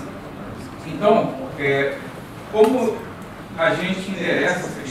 Porque, bem, o cara que está sujeitando aquela condição, provavelmente ele tinha realmente uma condição pior. Mas isso justifica fazer o cara trabalhar naquela condição subhumana, ou uma condição degradante? Então, qual é o limite disso? Quer dizer, até que ponto isso é ético e até que ponto o capitalista tem que oferecer o mínimo, né? Isso vem desde o wire-free até a Apple hoje. Entendo. Eu acho que, assim, nós como sociedade não podemos permitir esse tipo de coisa. O capitalista deveria ter um outro comportamento.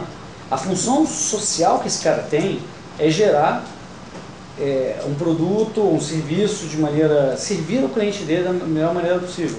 E se tem uma pessoa que voluntariamente, não estou falando de escravo, uma pessoa que optou por aquilo, Você pode argumentar, cara, ela não tinha, ela ia cair morta. Aí é uma outra discussão, que é o limite da ética, quando você não tem escolha, você está comendo da mão para a boca. No limite você pode até cometer um crime. Mas isso é uma outra discussão. Mas vamos dizer, ela tinha uma realidade, ela podia optar, como é 99,9% dos casos, ir para lá. Essa pessoa optou e foi uma melhora para ela, foi um intercâmbio que agregou para ela. Né? Você dizer, pô, olhando daqui do ar-condicionado, dizer, cara, ó, eu acho que aquele capitalista deveria pagar mais. Tá. O que acontece é o seguinte, na prática o que se dá se aquilo não está dando o retorno que ele precisa para remunerar o capital, o esforço, etc., você está condenando esse cara ao desemprego e à morte. Você que falou que ele deveria pagar mais. Quando você impõe um salário que não é possível pela viabilidade econômica, você acabou de condenar aquela pessoa à morte. Então quem é o cara que é mais benevolente? Mas então a gente, quer dizer, qualquer condição de trabalho poderia ser aceita de acordo com essa, ou seja, não existiria um mínimo de dignidade que você tem que oferecer ao trabalhador. Eu acho que sim. Para não se aproveitar, até claro que existe a concorrência, existe tudo, quer dizer, o cara está pressionado pelo preço e tudo, mas... Deveria, mas se você estabelece uma regra, você condena ele à morte. Eu tenho sugestão. Esse é o ponto. A gente, como sociedade, tem que trabalhar por essa dignidade. No momento que você falou assim, só pode nessas condições, você condenou ele a um outro subemprego mais subhumano, ilegal, sujeito à prisão ou à morte. Porque aquele cara não ia mais contratar aquele cara na margem, esse que você está falando. Né?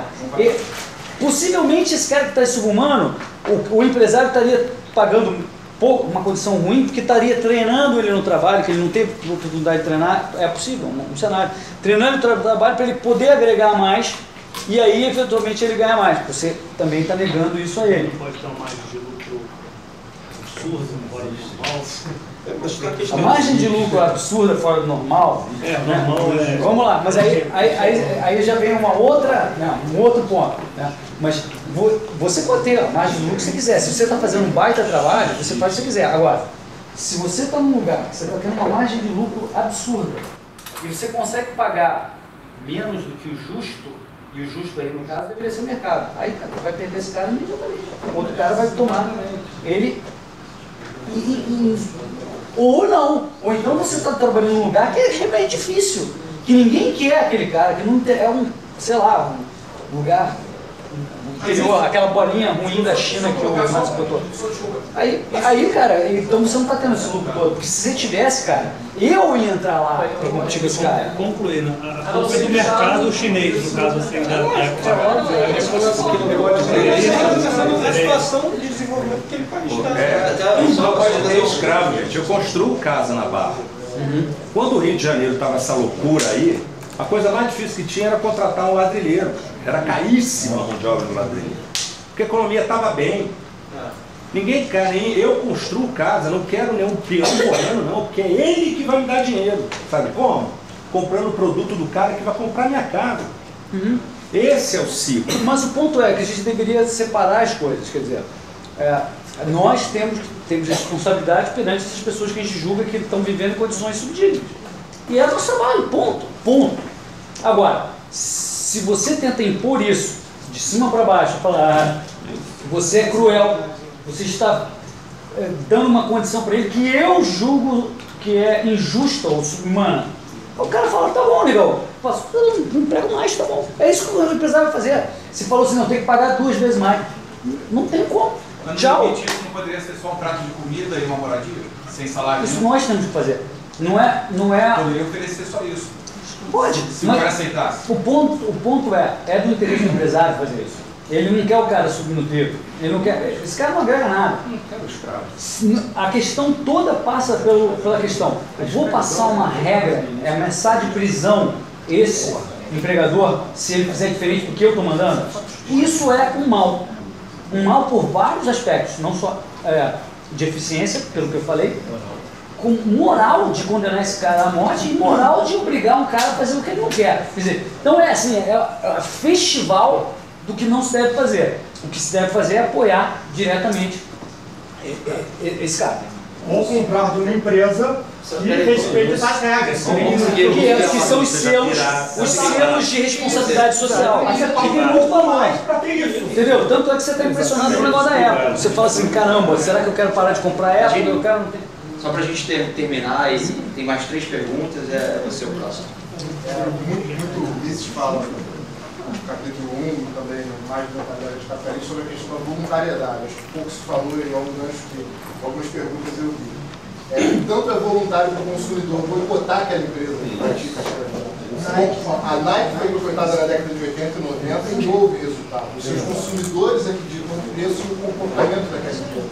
Acho que a gente tem que parar de pedir ao Estado para colocar o dedo e depois a gente começa a condenar em cadeia, como é no E eu não sugeri, quando eu falei apoiar, falei a gente, não o Estado. Sim, só para deixar claro o que eu estou falando. Porque o Estado é uma solução, mas é ineficiente. Ele é uma ONG, entre aspas, extremamente ineficiente para fazer esse trabalho dos convoiados. É horrível. Chega o dinheiro a quem não deve, tem muita corrupção e não chega a quem efetivamente deve, com regras burras que incentivam comportamentos idiotas. Por exemplo, gravidez adolescente de meninos. Porque aí você aumenta as regras são assim, as coisas mais burras. Então, a gente tem que achar formas inteligentes de fazer isso, mas a responsabilidade é nossa. Você não acha que a questão do sistema financeiro é um setor de fato diferenciado, pelo descasamento entre ativo e passivo? Um banco tem ativos de mais longo prazo que passivos, e como você falou, por definição, todo banco nenhum banco resiste à corrida bancária. E mesmo que a questão, você falou de uma Nike e uma Adidas, se a Adidas quebra, a Nike está melhor. Mas se o Itaú quebra, não necessariamente o Bradesco está maior. Melhor porque pode ter uma corrida bancária e os clientes podem sacar. Então não precisaria de um emprestador de última instância, porque senão você travaria o desenvolvimento de mercado de capitais? Em primeiro lugar, a origem desse descasamento se dá por causa das regras de emprestador de última instância e da promessa do Banco Central fazer isso. Na verdade, é ele que adora e quer promover esse descasamento, que é danoso, como você diz. O descasamento, há 100 anos atrás, não existia Banco Central nem no Brasil nem nos Estados Unidos. O descasamento era minúsculo. Se havia. Todo esse fenômeno surge com o advento do Banco Central. Esse descasamento é super ruim, você tem toda a razão. Mas, cara, se o prejuízo é teu, que maluquice. Você, se tivesse tua empresa, pensa bem, vou fazer o seguinte, vou captar dinheiro, todo dia o cara pode vir aqui sacar. Tá? Então tem 10 pessoas aqui que vão depositar R$1.000 comigo, mas todo dia ele pode vir sacar. Agora eu vou ter um golpe de inteligência, já que a taxa de juros de longo prazo é maior, eu vou pegar esses R$100.000, quanto eu falei? 10 mil reais, e vou emprestar para um cara que se compromete a devolver para mim só daqui a 2 anos. Cara, quebrou. Mas quebrou assim, na lata. Se isso só acontece, e só segue acontecendo, por quê? Você não faria, nem eu. Por que é assim? Porque existe um Banco Central de sua instância que quer isso, que promove isso, que acredita nisso, que defende isso, que salva esses caras. E que possibilitou o crescimento econômico também. Não. Sim. Não possibilita o crescimento. Poderia ter algo mais para as pessoas segurarem o dinheiro. Não possibilita, porque não é dinheiro Você que... acelerou o processo do crescimento. Mas depois a gente continua, mas não acelerar. Não faz nenhum impacto no crescimento nem no investimento. Porque você precisa hoje, para investir, você precisa da madeira, do aço. Você não inventa aço, nem inventa madeira, você precisa produzir isso. E não é o fato de ter mais empréstimos ou mais dinheiro que vai fazer ter mais projetos. Não, qualquer só retomando o tempo, uma objeção usual contra o capitalismo, recolhido da comentário é o seguinte, o empresário visa lucro, o maior lucro possível e tal, e se a empresa, por exemplo, do Estado, o Estado faz uma empresa sem visar lucro, vai poder fornecer produtos mais baratos. Entendeu? Caramba, não sei nem por onde começar. Acho que todo mundo sabe que isso